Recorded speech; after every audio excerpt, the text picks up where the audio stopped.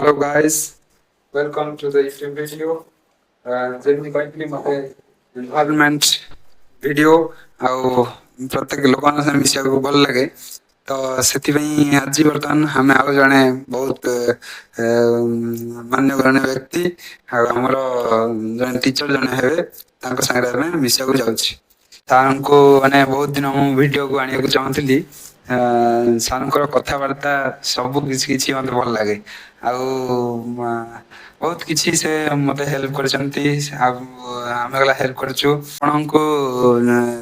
ଆପଣ ଏତେ ବୟସ ହେଲାଣି, ଏତେ ଦିନ ମାନେ ଛୋଟରୁ ବଡ଼ ହେଇ ଆସିଲେଣି, କିଛି କେତେ ଆପଣ ସ୍ମୃତି ବି ସାଉଁଟି ସାରିବେଣି। ତ ଆପଣଙ୍କୁ କିଛି ଭଲ ମୁହୂର୍ତ୍ତ ଯାହା ଯାହା ଅଛି ସେଟା ଆପଣଙ୍କୁ କିଛି କହିବେ ଆମର ଦର୍ଶକଙ୍କୁ। ନମସ୍କାର ଆଜ୍ଞା। ମୁଁ କିଛି ଯୋଉ କହିବାକୁ ଚାହୁଁଛି ଯୋଉଟା ଅନଫରଗେଟେବଲ ମୋମେଣ୍ଟ, ଯୋଉଟାକୁ ଆମେ ଭୁଲିବା ବହୁତ କଷ୍ଟକର ସାଧ୍ୟ ଅଟେ।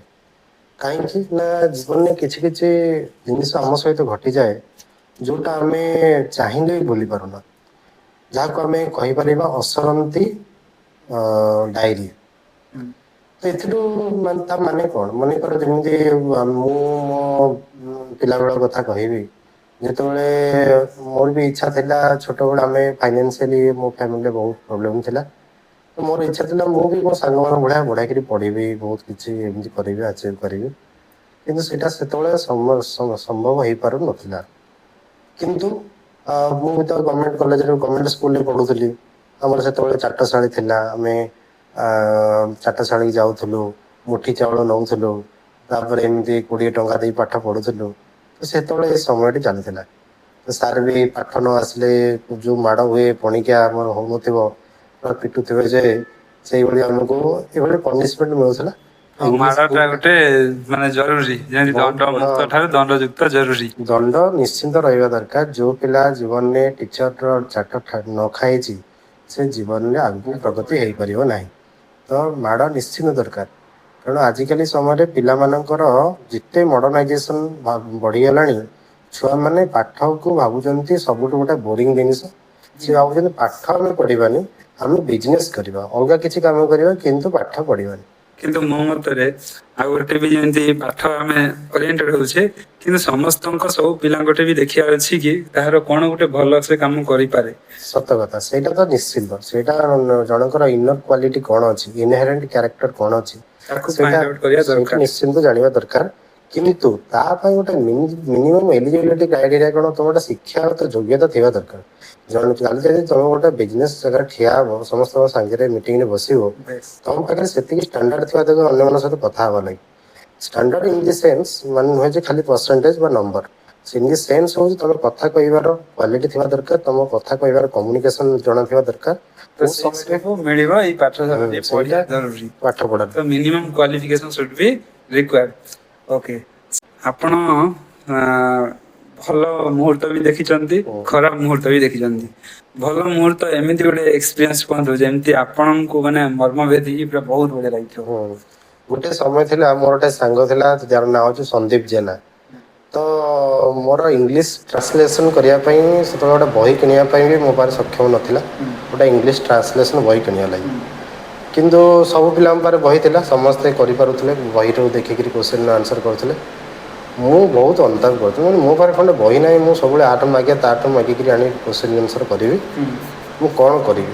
ତ ମୋ ପରିବାରର ବାପାଙ୍କର ଏତେ ବି ସେତେବେଳେ ରୋଜଗାର ହେଉନଥିଲା, ବହୁତ କଷ୍ଟସାଧ୍ୟ ଥିଲା। ତ ସେଥିପାଇଁ ମୋ ସାଙ୍ଗ ସନ୍ଦୀପ ଜେନା ମୋତେ ସେତେବେଳେ ଗୋଟେ ଟ୍ରାନ୍ସଲେସନ୍ ବହି ଦେଇଥିଲା। ଆଜି ପର୍ଯ୍ୟନ୍ତ ମୁଁ ସେ ବହିକୁ ସାଉଣ୍ଡ କରି ରଖିଛି। ମୋତେ ସେତେବେଳେ ମୁଁ ଆଜି ପର୍ଯ୍ୟନ୍ତ ତା କଥା ଭୁଲିନି, ମନେ ରଖିଛି। ସେ ବହିକୁ ଖୋଜିଲେ, ବହିକୁ ପାଇଲେ ହିଁ ତା କଥା ମୋର ସବୁବେଳେ ମନେ ପଡ଼ୁଛି। ବହୁତ ବଢିଆ ସ୍ମୃତିଟା। ଆଉ ସମସ୍ତଙ୍କର ବି ଏମିତି କିଛି କିଛି ଆସିଥିବ ଦିନ, ସମସ୍ତେ ସେଇ ସ୍ମୃତିକୁ ସାଉଁଟି ରଖନ୍ତୁ। ତାପରେ ସାର୍ ଏମିତି ଖରାପ ସମୟ ବି ଆସିଥିବ ଯୋଉଠିକି ଆପଣ ଅତିକ୍ରାନ୍ତ କରିଥିବେ, ଆହୁରି କିଛି ବି ଆପଣ ମାନେ ସମୟକୁ ବିତିଗଲେ ସେ ଲାଗିଥିବ ହଉ ଠିକ ହେଇଗଲା, ଠିକ ଅଛି। ତ ସେମିତି କିଛି ଖରାପ ମୁହୂର୍ତ୍ତ ଆପଣ ସେୟାର ଯଦି କରିପାରିବେ। ହଁ, ଖରାପ ମୁହୂର୍ତ୍ତ ତ ଜୀବନର ଗୋଟେ ବ୍ୟାକ୍ ବୋନ୍ ଅଟେ।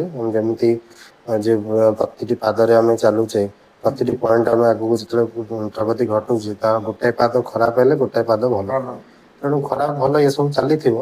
ଖରାପ ଜୀବନରେ ବହୁତ କିଛି ଘଟେ ତ ବହୁତ କିଛି ଅନେକ ଅଛି, କିନ୍ତୁ ତା ଦେହରୁ ଆମକୁ ବହୁତ କିଛି ଶିଖିବାକୁ ମିଳେ। ଆମେ କୋଉଟା ଭୁଲ କରୁଛେ ସେଇ ଭୁଲଟା କେମିତି ସୁଧାରିବ। ଆଉ ଗୋଟେ ମୁଁ କଥା କହିବି ସାର୍, ଦିଟା ଜିନିଷ ମୁଁ ଦେଖିଛି ଯେମିତି ଆମେ ଆଗରୁ ତ ପାଠ ପଢୁଥିଲେ ତାପରେ କର୍ମ ଲାଇନ କୁ ଆସିଲେ, ତ ଏଇଠି ଆମେ ଦିଟା ଗୋଟେ ହେଲା କର୍ମ ଆଉ ଗୋଟେ ହେଲା ପଇସା। ଆପଣ ପ୍ରଥମେ କାହାକୁ ଚୁଜ୍ କରିବେ, ପଇସାକୁ ନା କର୍ମକୁ? ମୋ ମତରେ କର୍ମ ହିଁ ସବୁ କିଛି, କର୍ମ ଛଡା ପଇସା କିଛି ନାହିଁ। ପଇସା ତ ଆସିବ କର୍ମ ଯିବ, ଆସିଗଲେ ପଇସା ଆପେ କର୍ମ ଆପେ ଜଣା ଥିବା ଦରକାର। ଆସିଯିବ। ଯେକୌଣସି କାମ ହଉ, ତମେ ପାଠ ପଢା ହଉ କି ଯେକୌଣସି କାମ କର, ବାସ୍ ସେ କାମରେ ନିଜକୁ ଖୁସି ବୋଲି ଫିଲ୍ କର। କୋଉ ଲୋକ ତମକୁ ଛୋଟ ଭାବୁ, ହୀନ ଭାବୁ, ଯାହା ଭାବୁଛି ଭାବୁ, କିଏ ବଡ ଭାବୁ, କିଏ ଭଲ ପାଉ, କିଏ ଘୃଣା କରୁ, କିନ୍ତୁ ତମେ ଯୋଉ କର୍ମ କର, କିନ୍ତୁ ଅନ୍ୟ ପ୍ରତି ଯେମିତି ସେ କର୍ମ ଦ୍ଵାରା କ୍ଷତି ନ ହଉଥିବ। ଆଜ୍ଞା ସାର୍, ଆପଣ ଏତେ ଲୋକଙ୍କ ସାଙ୍ଗେ ମିଶିଛନ୍ତି, ଭଗବାନଙ୍କୁ ବିଶ୍ୱାସ କରନ୍ତି? ମୁଁ ଯେତେବେଳେ ଜନ୍ମ ହେଲି ମୁଁ ଭଗବାନ ବୋଲି କିଛି ଜାଣିନି। ଭଗବାନ ବୋଲି ମୁଁ ଏତିକି ଜାଣିଛି ଯେ ଭାଇ ହଉଛି ଭଗବାନ, ମୋ ମାତା ହଉଛି ଭଗବାନ, ମୋ ବାପା ହଉଛି ଭଗବାନ, ମୋ ଭାଇ ହଉଛି ଭଗବାନ। ସେମାନଙ୍କ ପାଖରେ ମୁଁ ସେଇ ଭଗବାନ ଦେଖିଛି, କାରଣ ସେମାନେ ମତେ ଭଲ କଥାବାର୍ତ୍ତା ଶିଖେଇଛନ୍ତି। କୋଉ ସମୟରେ କେମିତି କଥାବାର୍ତ୍ତା କରାଯାଏ ସେଇଟା ମତେ ଶିଖେଇଛନ୍ତି, ମୋ ପାଇଁ ସେଇ ଭଗବାନ। ଜଗନ୍ନାଥଙ୍କୁ ମାନନ୍ତି? ଜଗନ୍ନାଥ ସବୁ, ଜଗନ୍ନାଥ ମାନେ ଜଗତର ନାଥ। ଜଗତର ପ୍ରତିଟି ଅନାଥର ନାଥ ହଉଛନ୍ତି ସେ। ତେଣୁ ସବୁ ଜାଗାରେ ଭଗବାନ ଅଛନ୍ତି। ତ ମୁଁ ତାଙ୍କୁ ମାନିବିନି କଣ, ସେ ତ ମୋର ସୃଷ୍ଟିକର୍ତ୍ତା। ମାନେ ମୋର ଏ ଶରୀର ମାଟିର ରଙ୍ଗ, ତେଣୁ ଜଗନ୍ନାଥ ତ ମାଟିର ଇଏରେ ଘୋଡେଇ ହେଇ ରହୁଛନ୍ତି। ଆଉ ଏ ସମ୍ପୂର୍ଣ୍ଣ ତାଙ୍କର ତ ଶରୀର ନୀଳ ଅଟେ, ତେଣୁ ସେ ତ ଏଇ ଧରା ପୃଷ୍ଠରେ ସ୍ୱାମୀ ଅଟନ୍ତି। ତ ସାର୍ ମାନେ ଆଧ୍ୟାତ୍ମିକ ଉପରେ ହେଲା ବହୁତ ମାନେ ଭଲ ତାଙ୍କର ଜ୍ଞାନ। ଆଉ ଗୋଟେ ମୁଁ ସାର୍ ବେଳେ ଦେଖିଛି ବେଳେବେଳେ, ଯେତେବେଳେ ମୁଁ ଫାଷ୍ଟ ଦେଖୁଥିଲି ଆପଣଙ୍କୁ, ମାନେ ଆପଣ ମତେ ଲାଗେ ବହୁତ ସ୍ଲୋ, ମାନେ ତାଙ୍କ ସାଙ୍ଗରେ ମୁଁ ଯେତେବେଳେ ଗାଡିରେ ଯାଏ କି କୋଉଥିରେ ବି ଯାଏ, ମତେ ଲାଗେ ବହୁତ ସ୍ଲୋ ସାର୍ ଯାଆନ୍ତି। କିନ୍ତୁ ପରେ ମିଶିଲା ପରେ ସାର୍ ଯେତେ ଫାଷ୍ଟ, ତାଙ୍କ କାମରେ ବହୁତ ଫାଷ୍ଟ। ତ ସେଥିପାଇଁ ସେଗୁଡା କୁହନ୍ତି କି ମାନେ କାମଟାକୁ ଆଗ ଯେତେ ଫାଷ୍ଟ କରିବ, ଯେତେ ଭଲ କରିବ, ସେଟା ଆପଣଙ୍କ ପାଖରେ ମାନେ କିଛି ଭଲ ବେନିଫିଟ ହୁଏ।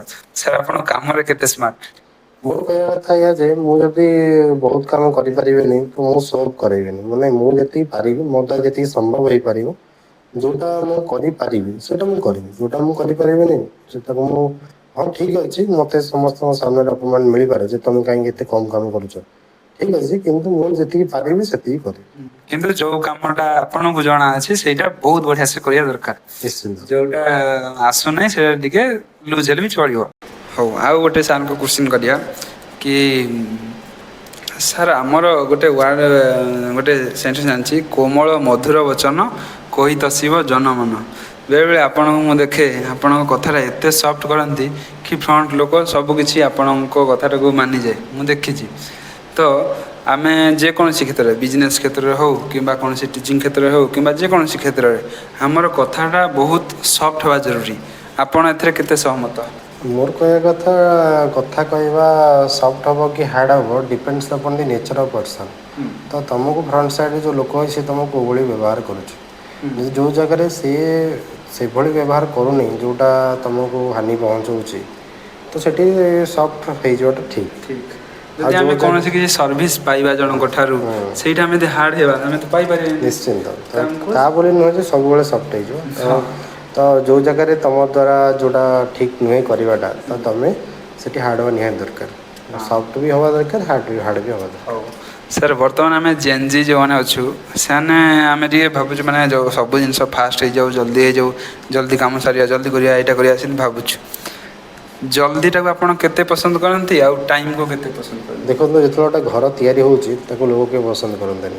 ଆଜ୍ଞା। କିନ୍ତୁ ଯେତେବେଳେ ଘରଟା ଯେତେବେଳେ ତିଆରି ହେଇସାରିବ, ସେ ଘରକୁ କହିବେ କେତେ ବହୁତ ସୁନ୍ଦର ଘରଟେ ହେଇଛି। ବଢିଆ। କିନ୍ତୁ ଏଇଟା ଭାବିବା ଦରକାର, ତ ଆମେ କ'ଣ କରିବା ଦରକାର? ଅଧା ଘର କରି ସେଇଥିରେ ରହିବା ଦରକାର, ନା ସମ୍ପୂର୍ଣ୍ଣ ଘର କରି ସେଥିରେ ରହିବା ଦରକାର? ସମ୍ପୂର୍ଣ୍ଣ ଘର କରିବା। ତ ସେଥିପାଇଁ ଆମକୁ ଧୈର୍ଯ୍ୟ ଧରିବାକୁ ପଡ଼ିବ।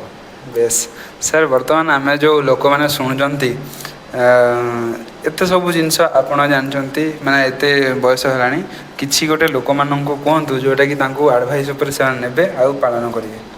ଦେଖନ୍ତୁ, ଆଡ଼ଭାଇସ୍ ତ କାହାକୁ ଭଲ ଲାଗେନି। ମୁଁ ବି ଏତେ ବୟସ୍କ ନୁହେଁ ଯେ ମୁଁ ଅଧିକ ଆଡ଼ଭାଇସ୍ କାହାକୁ ଦେବି। ଯେତିକି ତ ବୟସରେ ମୁଁ କହିଛି ସେତିକି। ମୁଁ ବାସ୍ ଏତିକି କହିବି, ନିଜକୁ ନିଜେ ବାସ୍ ସେଇ କାମ କର କି ଯେଉଁ କାମ ଦ୍ୱାରା ଅନ୍ୟର କ୍ଷତି ନ ହେବ। ଅନ୍ୟର କୌଣସି ଗୋଟେ ବ୍ୟକ୍ତିର କ୍ଷତି ନ ହେବା ଦରକାର, କୌଣସି ଗୋଟେ ଜୀବର କ୍ଷତି ନ ହେବା ଦରକାର, କୌଣସି ସମାଜର କୌଣସି ପବ୍ଲିକ୍ ପ୍ରପର୍ଟି କିଛି ବି କ୍ଷତି ନ ହେବା ଦରକାର। ବା ଯେମିତି କାମ କରୁଛ କର, ଯେମିତି ରହୁଛ ରୁହ, ବାସ୍ ଖୁସିରେ ରୁହ। ସାର୍ ଆଉ ଗୋଟେ ମୁଁ ଶୁଣିଛି ସେଇଟା କି ଯେ ସର୍ବ ସମ ଦେଖଇ ତାହାର ଶତ୍ରୁ ମିତ୍ର ନାହିଁ। ତାହେଲେ ସମସ୍ତଙ୍କୁ କ'ଣ ସମାନ ଦେଖିଲେ ଶତ୍ରୁ ମିତ୍ର ହେବେ ନାହିଁ? କାହିଁକି ଯଦି ମୋତେ ଜଣେ ଭଲ ଲାଗୁନି ମୁଁ ତାଠୁ ଦୂରେଇ ଯିବି, ତାହେଲେ ଫିନିସ୍।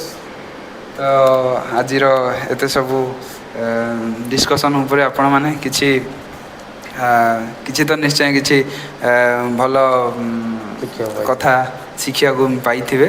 ତ ସେଥିପାଇଁ ଯଦି କିଛି ଆପଣ କିଛି ନୂଆ ଜିନିଷ ପାଇଲେ, କିଛି ଭ୍ୟାଲ୍ୟୁ ପାଇଲେ, ତ ଭିଡ଼ିଓକୁ ଲାଇକ୍, ସେୟାର, ସବସ୍କ୍ରାଇବ୍ କରିବେ।